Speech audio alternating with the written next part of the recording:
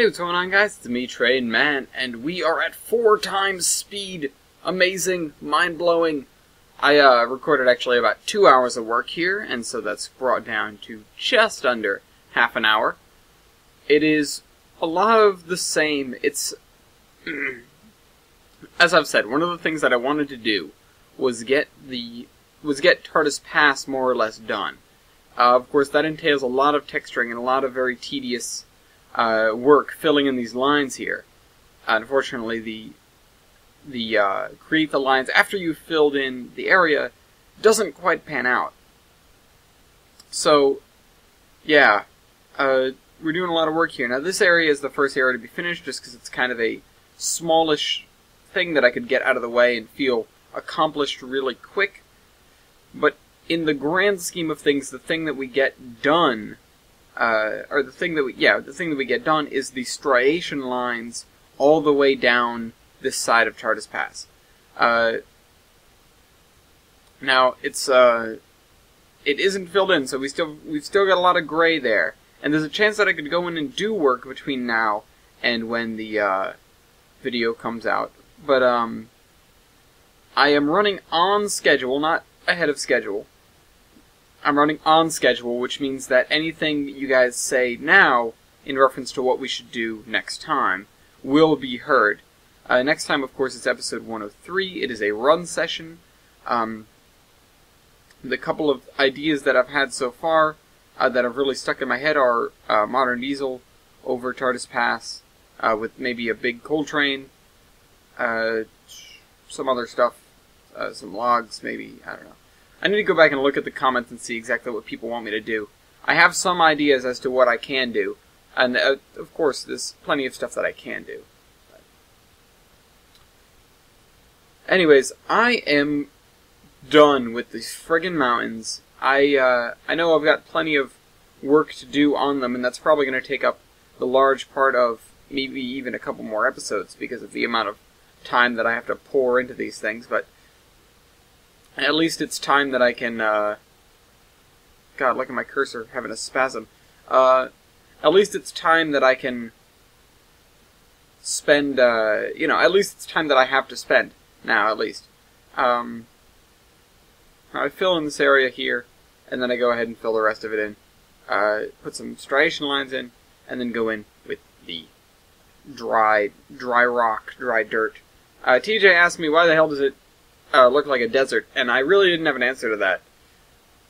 Going back and looking at the older mountains, I can see that things were a lot darker, because there were a lot more of the drainage ditch, the mud-type textures,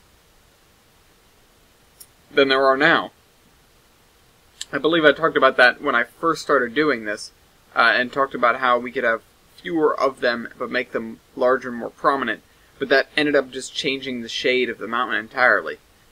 So it leaves this kind of two-tone, bland thing, which is why I'm really kind of done with these, because I'm staring at them and going, oh, these could be so much better. But I'm not going to go back now and redo this.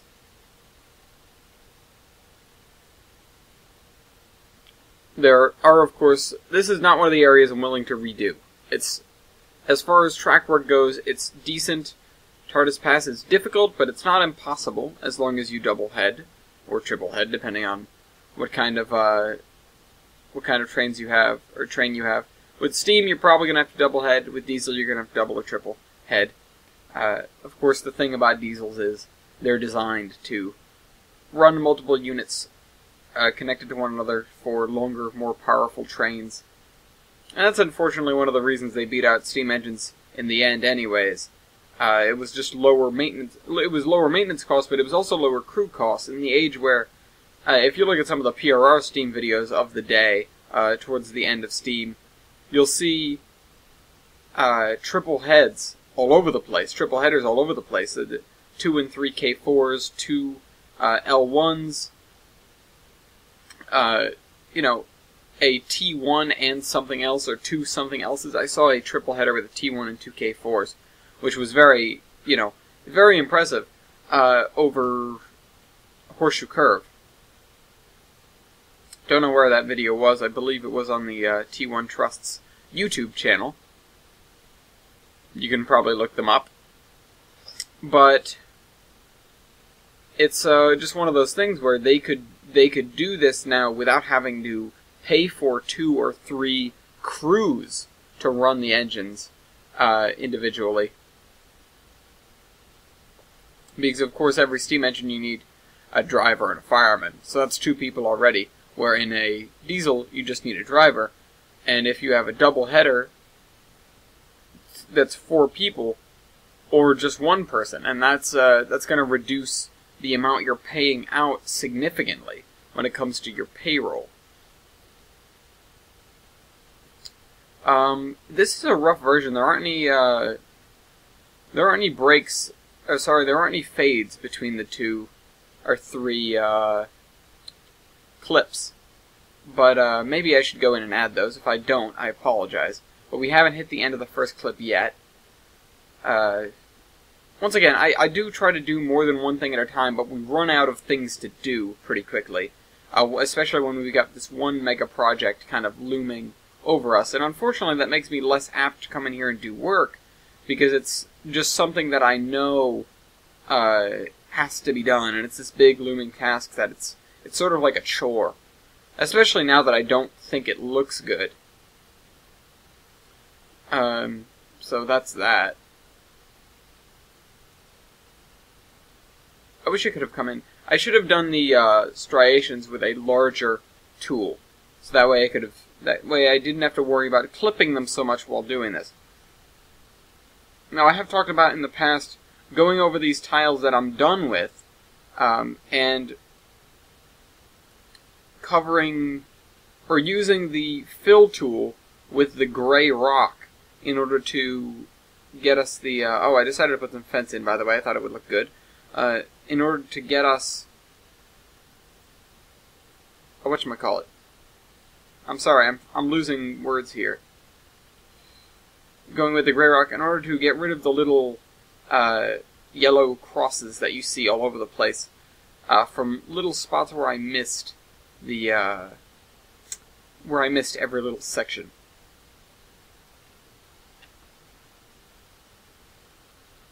Now, so yeah, I'd originally had this idea that I wanted there to be a fence in between here, just for people's protection at the station and the like. And I think it turned out pretty good in terms of just a little piece of scenery in order to make the place a little bit more believable in terms of looks. Going back into Tamaros, Arturo is a nicer town than Tamaros is, or even than Galgora is. It's just something that I've taken experience from the NAB&W of all places, or not of all places, but specifically, because they're very, very deep into the prototype. They are very devout, and they do what they do very well, and they do it with all of their heart, and that is why I have learned so much about railroading from them, more so than I have anyone else, probably, and how cities and towns look and how terrain looks and stuff like that for a model railroad. Despite the club being 30 years old, or despite the layout, rather, the club is much older than that.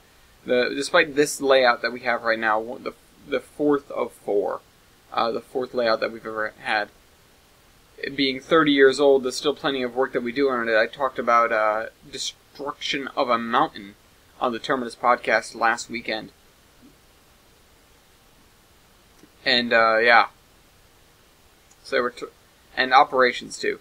I mean, I helped redo a section of track in a town, which I also talked about on the Tardis podcast some time ago. But I helped redo a section of track in a town, and that section of track was a switchback sort of thing into industries, and they were saying how unrealistic it was, and that's why they pulled it up and replaced it with some switches, like a 3-way switch that leads into a bunch of different industries, and does some street running as well. That's why I'm going to make Tamaros, when I redo Tamaros, it's going to kind of be not more work, but it's going to be better. By the way, I was thinking about it, and I wasn't thinking about it. It comes to my attention that it's going to be a considerable portion of work to sort of redo Tamaros or El Dorado Canyon. El Dorado Canyon is going to need redoing anyways because of the way I'm coming at it with the narrow gauge, but Tamaros could be significant. It could be fairly difficult, except when you consider that I already have the terrain in place. I'm going to need to do some retexturing, but a lot of what I'm going to do, if I'm redoing an area, it's going to be more of a covering up of the old instead of a tearing up and replacing. Mostly for simplicity's and time's sake. It's something that I've already nailed down once. I don't want it to be something that I'm forced to do from scratch again, and while that can be beneficial at times, it's not something that I want to do with this, considering there's so much more railroad for us to build.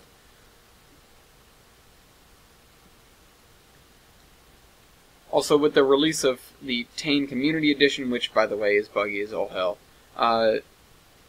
no, I will not be doing Episode 1 or 3 in Tane, before you guys ask. Apparently we are on the second clip. I didn't notice the transfer between clips. Oh well. Probably because we started at the same spot. Maybe I just looked away or something. But, once again, we're back here. We're just trying to figure out what to do. Add a thing there. I'm going to try and make these guys a little bit more interesting. I do want to have more forested hills as we go towards, as we go away from the spine. I'm going to call this the spine of mountains that leads up the middle of the map. As we go away from the spine, I feel like the slopes are going to become more gradual, except there's definitely going to be some of these very powerful mountains across the, what is that called? Oh, Who Stream. Yeah, that's right. Somebody suggested I call that the Who Stream, and I am totally for that. Just because The Who is a fantastic band. And the cat pushed open the door and we're getting all cold air in here, so I'm going to go and close that real quick. You guys just enjoy my texturing shenanigans, and I'll be right back.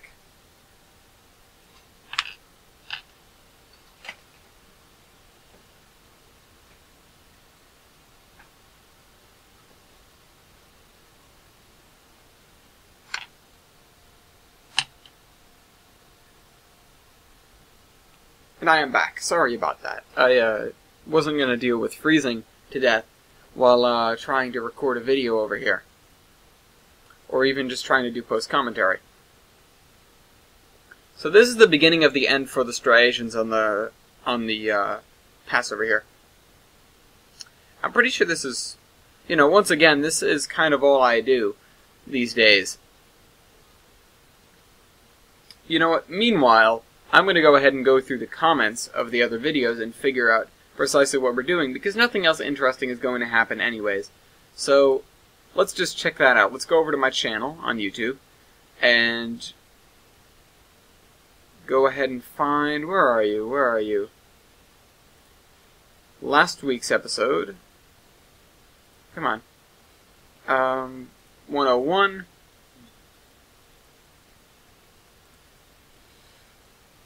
So, lumber to... that is, not great spelling of my town names, but I don't really blame you, because they are, not the easiest thing to spell. Run a metal machine passenger train, El Churro to Galgora and back, but you can only turn the locomotive around. What? I'm not sure what you mean by that, Train Lover 83, but, Train Lego Lover 1211, you got what you wanted. Train Man, still an imposter. Planning on buying trains, already have it. Of course, these are comments that I already answered anyways, but I'm just going through them to kind of solidify in my mind exactly what I want to do with this. So, drive a local from Tamaros to Archuro, then take a coal train down from Galgora to Archuro. I think what I'm going to do is take a coal train from Archuro, or not necessarily take a coal train.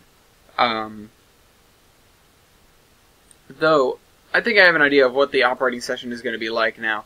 I know the meets we're going to have, I know the trains we're going to drive, and there are going to be 2 different trains that we drive. And there are going to be 3 objectives. It's going to be kind of interesting. Alright. So, it's going to include every town on the map so far except for Caps Junction. It's going to include... I'm going to be driving 2 out of 3 of the gauges, and it's going to have meets from all 3 gauges.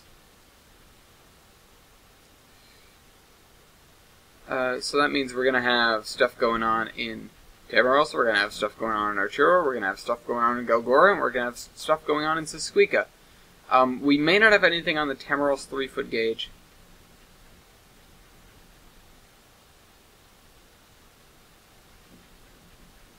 But, you know, I'm trying to include as much as I can.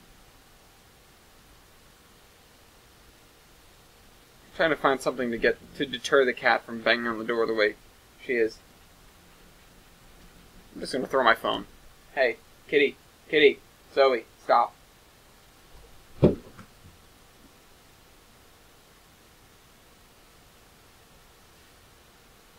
I can't get up. I don't want to get up and open the door now. And she just attacked my phone. It landed beside her, scared the bejesus out of her, and then she attacked it. I wish I could call it. Because now she's standing next to it. She's just eyeing me. Okay, I'm not going to open that door for you. Anyways, I think I've got down what exactly we're going to do here involving the operating session next week. We're going to have 2 AI drivers at least, maybe even 3, maybe more than that, depends on how extravagant I feel like getting. Depends on how much prep I want to put into this, but it's limited by the amount of track works, limited by the amount of track marks we actually have in the map right now. And that's why, well, the Who stream landmark isn't track mark isn't particularly important, not going to be, but it could be something that comes into play.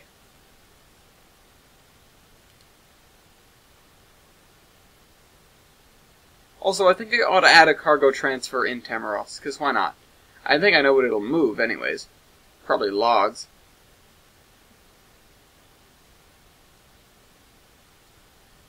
Anyways, yeah, I have a good idea of what's going to go on here, and I do have to go in and add, I think, a trigger somewhere.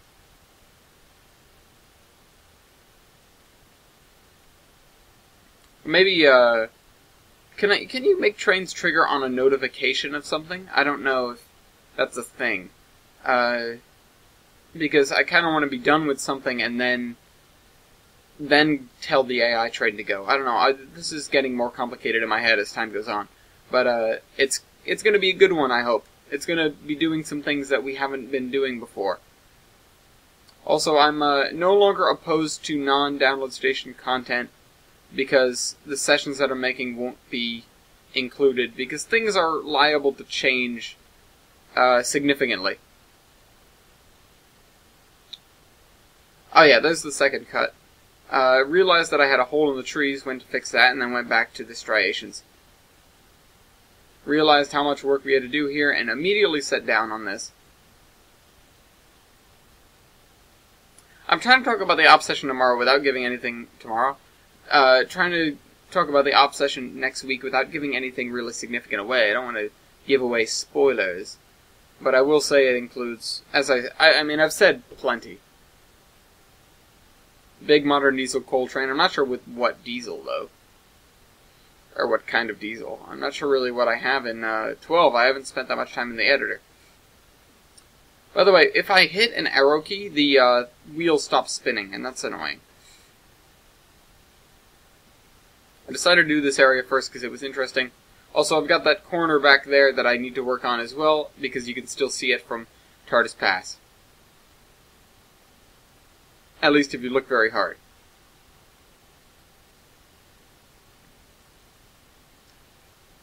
But this area provided me a lot of entertainment in doing the striations because it was a very craggy sort of area, and that made things good. Because it just made things more interesting. Instead of having to sit there and seek out each line of difference every time, it's just, they're there, and you can see them.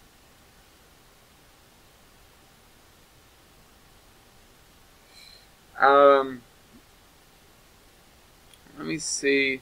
Yeah, Mike Strunk, you were the one that said the thing about modern-day American diesel and Big Hole, and that will be done. That's actually one of the staples. Unfortunately, I don't think I'm going to be driving it. I have a better idea.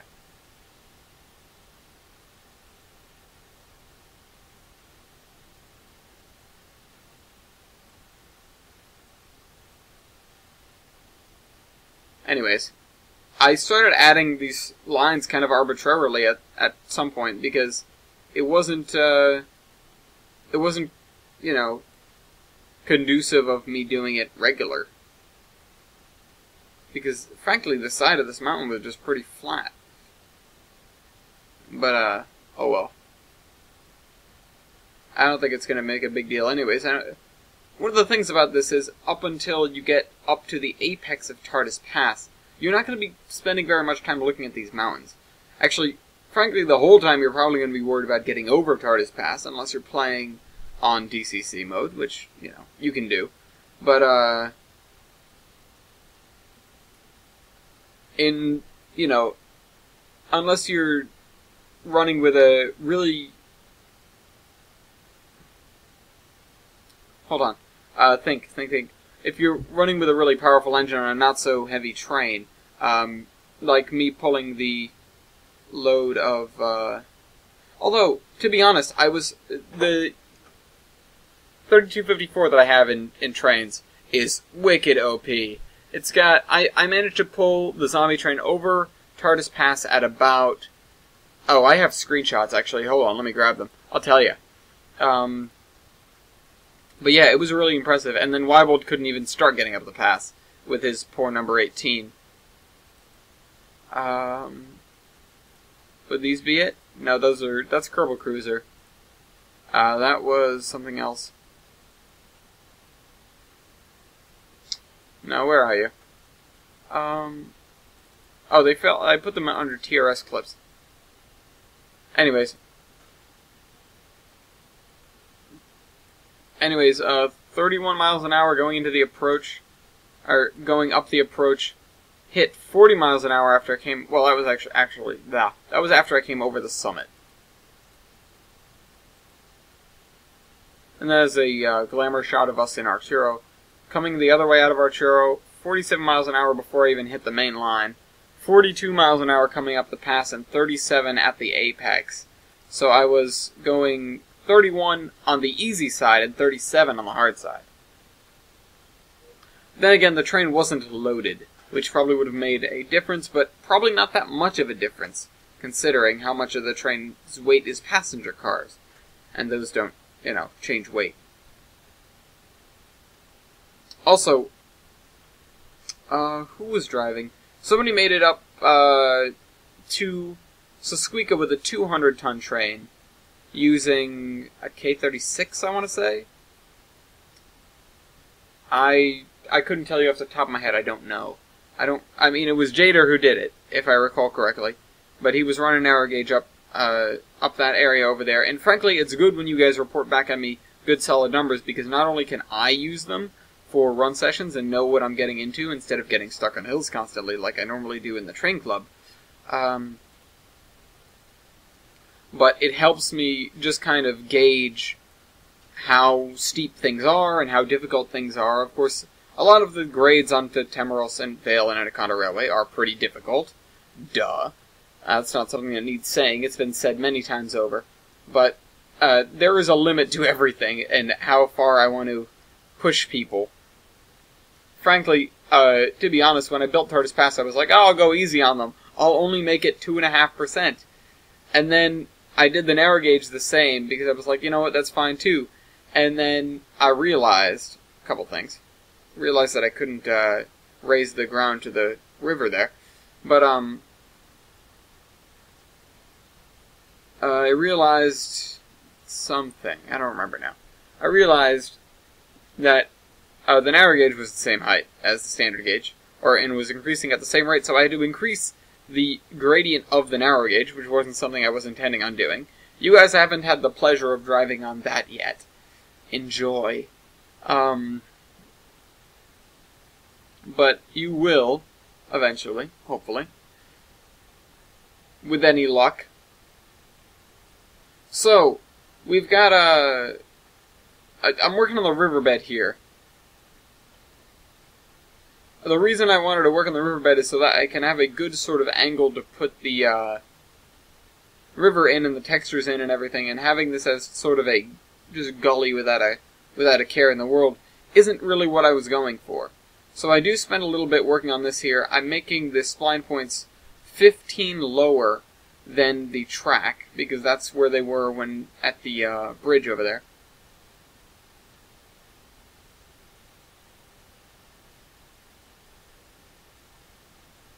And of course we're getting closer to the magical level 200, which is where the Arturo swamp is. But of course this is going to wrap around the back and dump into the river. I think. I don't actually have my maps. They're upstairs in a trunk that I use to get my stuff here. The cat hasn't stopped staring at me.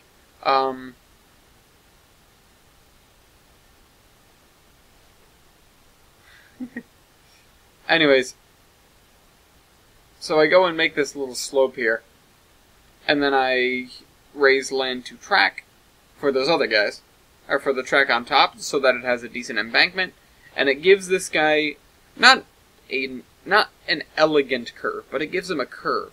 So it makes it better than it was, and better than it is as, you know, what you're looking at right now.